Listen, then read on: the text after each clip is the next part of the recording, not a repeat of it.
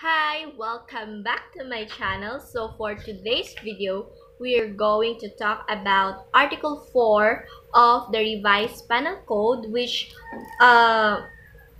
talks about criminal liability. So Article 4, criminal liability shall be incurred by number 1, by any person committing a felony or delito, although the wrongful act done be different from that which he intended, and then number 2, by any person performing an act which would be an offense against person or property were it not for the inherent impossibility of its accomplishment or on account of the employment of inadequate or ineffectual means.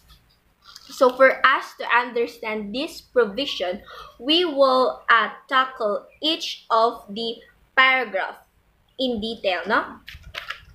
And Article 4 really talks about how or when can a person be criminally liable. So there are two cases which was mentioned in these provisions in which a person can incur a criminal liability. So now let us first focus on the paragraph 1, which is by any person committing a felony, although the wrongful act done be different from that which he intended. So this basically means that when a person did something or did a felonious act, so we know what is felony, right? So it was defined on Article 3, which is acts and omission which is punishable by law. So when a person committed a felonious act or a crime, and the result of that offense injured another person which he did not intend to hurt that person, so that person is still criminally liable. So in order so the rationale rule in paragraph 1 of Article 4 is found on the doctrine that el que es causa de la cosa es causa del mal causado, or he who is the cause of the cause is the cause of the evil caused. So for us to understand paragraph more, we are going to tackle some important phrases or words which are used in this paragraph. So the first one is committing a felony. So paragraph 1 of Article 4 says that criminal liability shall be incurred by any person committing a felony, okay? Committing a felony, not merely performing an act. But in this paragraph, the felony that a person committed, or the felony that committed by the offender, should be committed by means of dolo or deceit. That is with malice. Because paragraph 1 of Article 4 speaks of wrongful act done different from that which he intended. So when a person has not committed a felony, he is not criminally liable for the result which is not intended. So thus, one who, because of curiosity, snatched the bollock carried by the offended party at his belt, and the latter instinctively caught the blade of said bollock, in trying to retain it, it is not criminally liable for the physical injuries caused, because there is no provision of the revised Penal Code which punishes that the act of snatching the property of another just to satisfy curiosity. So this is cited on the case of U.S. versus Villanueva 31 Phil 412. Also, one who tries to retain the possession of his bolo which was being taken by another, and because of the struggle, the tip of the bolo struck and pierced the breast of a bystander, is not criminally liable, therefore, because the law allows a person to use a necessary force to retain what belongs to him. So this is cited on the case of People versus Bindoy 56, Phil 15. So this case, so I did a separate video about this case, and I will just link it on the description box.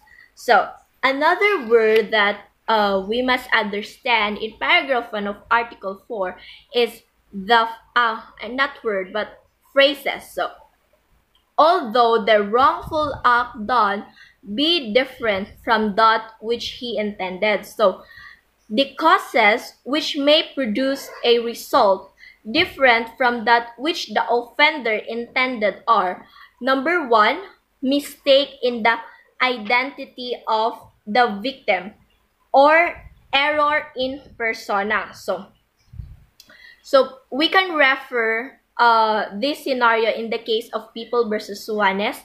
I also have a different video for this case. So in a case, defendant went out of the house with the intention of assaulting Dunka, but in the darkness of the evening, defendant mistook Mapudol for Dunka and inflicted upon him a mortal wound with a bolo. So in this case, the defendant is criminally liable for the death of Mapudol. So this is the case of People versus Gona 54 Phil 605. This is not the case of People versus Soanes, okay? And you also have number 2, there is a mistake in the blow, or aberratio ectus, or which means miscarriage of the blow, or a blow or stroke gone astray, as when a person receives a blow or a bullet intended from another. So example is the case of People versus Magubat 51 Phil 967. So where the accused, having discharged his firearm at Juana Boralo, but because of lack of precision, hit and seriously wounded Perfecta Boralo, it was held that the accused was liable for the injury caused to the latter. So I also have a separate video for this. And the last one is the injurious result is greater than that intended, or paeter intentionem, or this is also referred to as the lack of intent to commit so grave a wrong as that committed. So example, the case of People versus Kagoko, People versus Kagoko 58 Phil 524, where the accused, without intent to kill, struck the victim with his fist on the back of part of the head from behind, causing the victim to fall down with his head hitting the asphalt pavement and resulting in the fracture of his head. It was held that the accused was liable for the death of the victim, although he had no intent to kill said victim.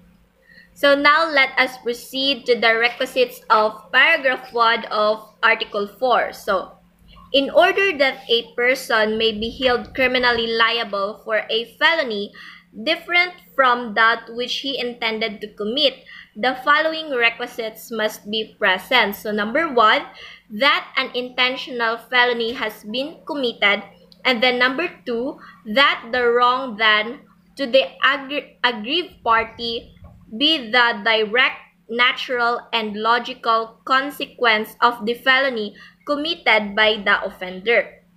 So now let's talk about the first requisites. So, that the felony has been committed. So, thus in the case of U.S. versus Villanueva and People versus Bindoy Supra, the accused were not held criminally liable because they were not committing a felony when they caused the injury to another. So, no felony is committed if when the act or commission is not punishable by law or by the revised penal code specifically, or when the act is covered by any justifying circumstances enumerated in Article 11. So an act which is not punishable by revised penal code is attempting to commit suicide. So therefore, if A, in attempting a suicide, jumped out of the window to kill himself, but when he dropped to the ground, he fell on an old woman who died as a consequence, A is not criminally liable for intentional homicide. A was not committing a felony when he attempted a suicide. So one who shoots at another in self-defense, defense in relative defense of a stranger, or in the fulfillment of duty is not committing felony. The act is being justified according to Article 11 of the Revised Penal Code. So hence, if B, who was being fired at with a gun by C to kill him, fired his pistol at the latter in self-defense but missed him and instead hit and killed D, a bystander, B is not criminally liable for the death of D. One acting in self-defense is not committing a felony. So a policeman who was pursuing to arrest an armed prisoner who had just escaped from jail fired his service pistol at the latter when he refused to be captured. The slug fired from the pistol of the policeman after hitting the prisoner on his right leg hit and seriously injured a passerby. A policeman is not criminally liable for the injury caused to the passerby because being in the fulfillment of a duty, he was not committing a felony.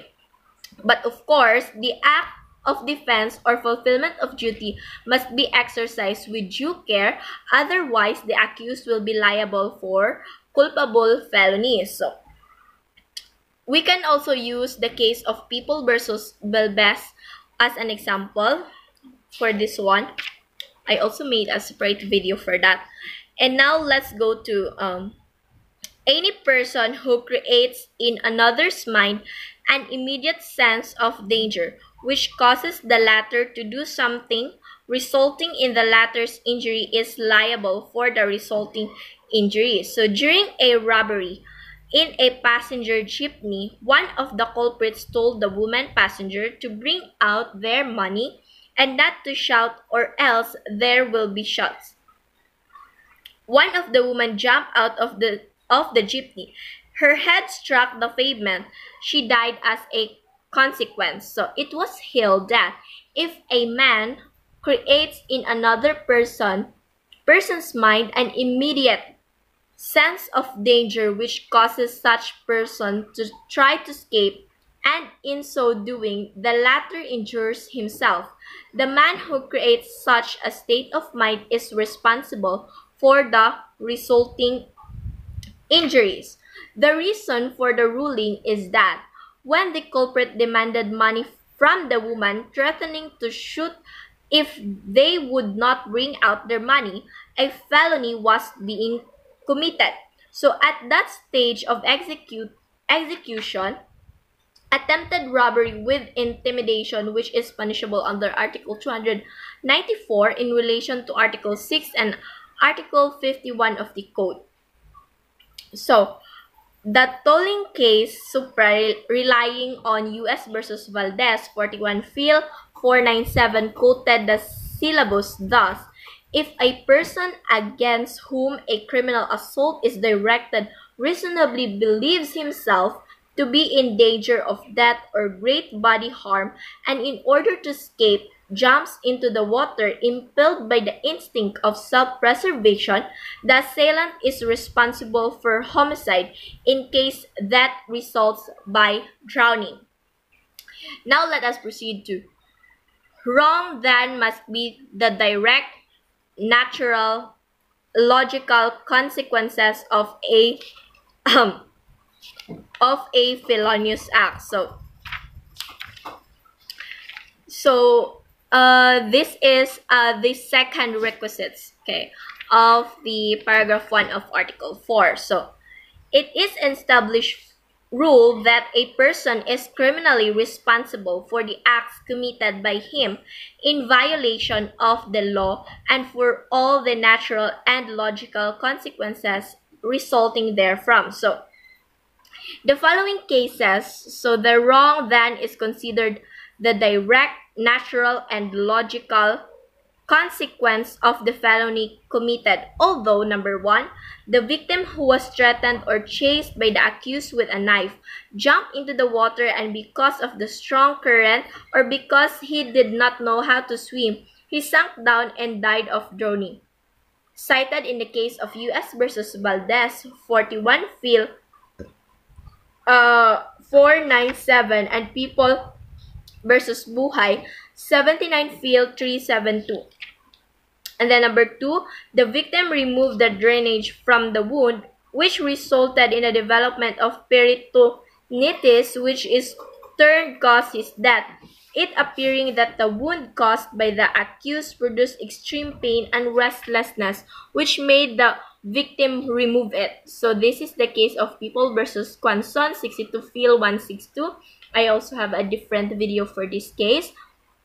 And then the third one is other causes cooperated in producing a fatal result, as long as the wound inflicted is dangerous, that is calculated to destroy or endanger life. So it is true, even though the immediate cause of death was erroneous or unskillful medical or surgical treatment, the rule surely seems to have its foundation in a wise and practical policy. So a different doctrine would tend to give immunity to crime and to take away from human life salutary essential safeguard.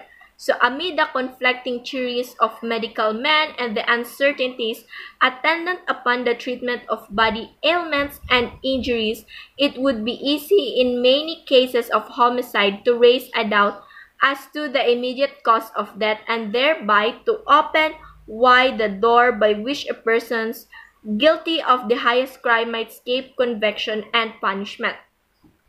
So, but where it clearly appears that the injury would not have caused death in the ordinary course of events but would have healed in so many days, and where it is shown beyond all doubt that the death was due to the malicious or careless act of the injured person or a third person, the accused is not liable for homicide.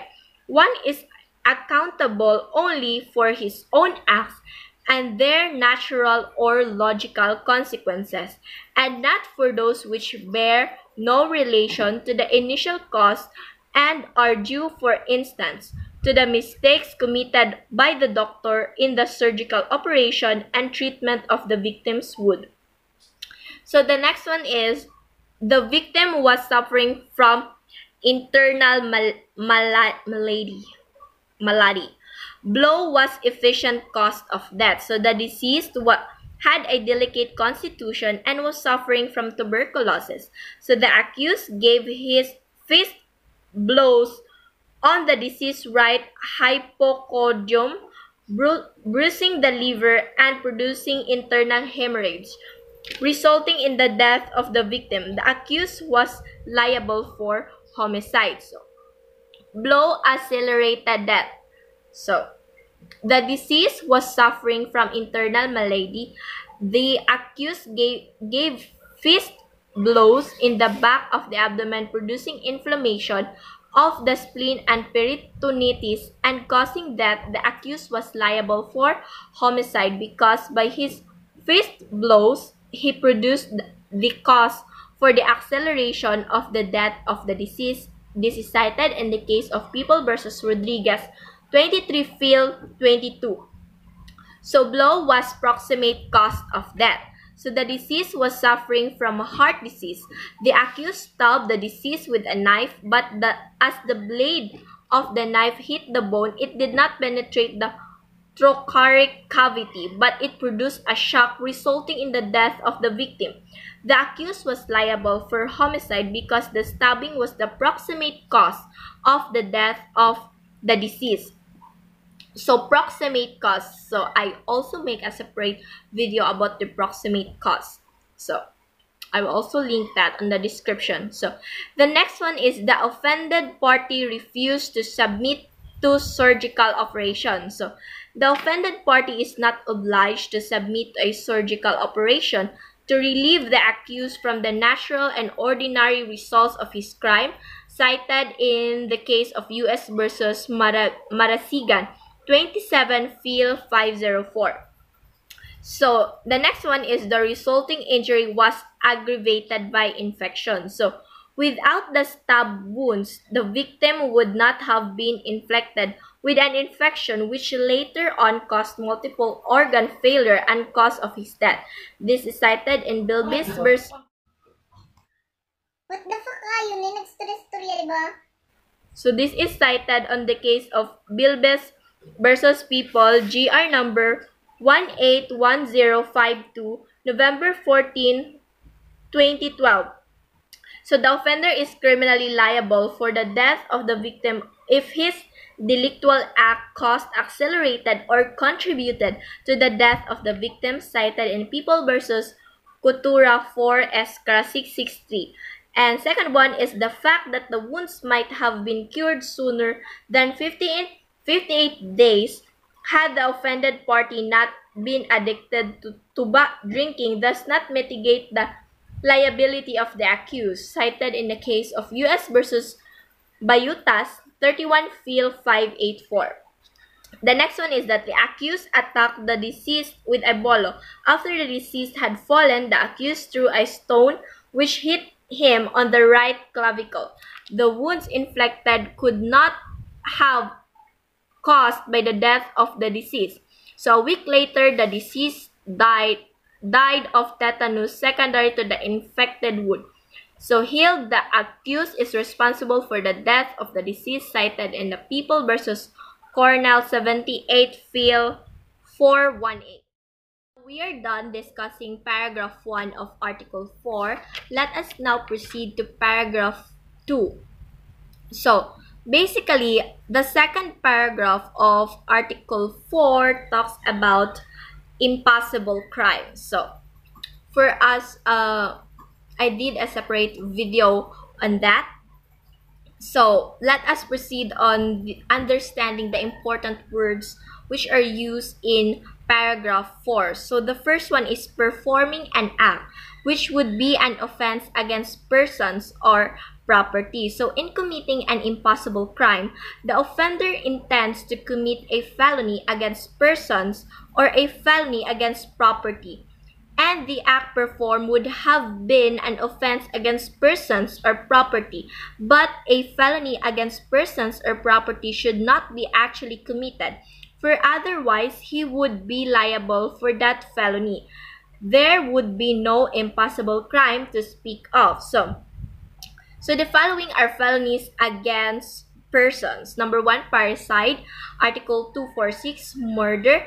Article 248, homicide. Article 249, infanticide. Article 255, abortion. Article 256, 7, 8, and 9, duel. Articles 260 and 61, physical injuries. Article 262, 3, 4, 5, and 266. Then rape, Article 266A. Then felonies against property includes robbery, Article 294, 297, 8, 9, 300, 302, and 303. Brigandage, Article 306 and 7. Theft, Article 308, 10, and 311. Usurpation, Article 312 and 313. Culpable insolvency, Article 314. Swindling and other disease, Article 315, 16, 17, and 318. Then chattel mortgage, Article 319. Arson and other crimes involving destructions, Article 320, 21, 22, 23, 24, 25, and 326. And then malicious mischief, Article 327, 28, 29, 30, and 331.